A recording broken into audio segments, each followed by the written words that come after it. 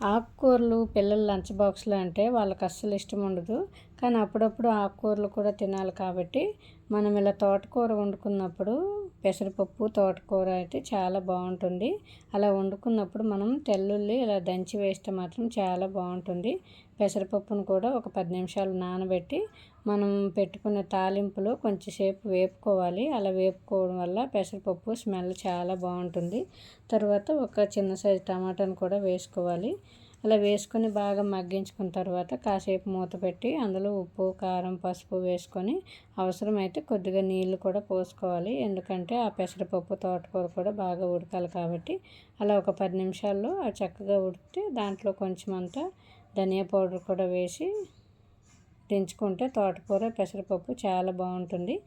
ఇలా చేస్తే పిల్లలకు కూడా ఇష్టంగా తింటారు. వాళ్ళ లంచ్ బాక్సులు కూడా ఖాళీ అవుతాయి. ఇలా ఒకసారి ట్రై చేయండి.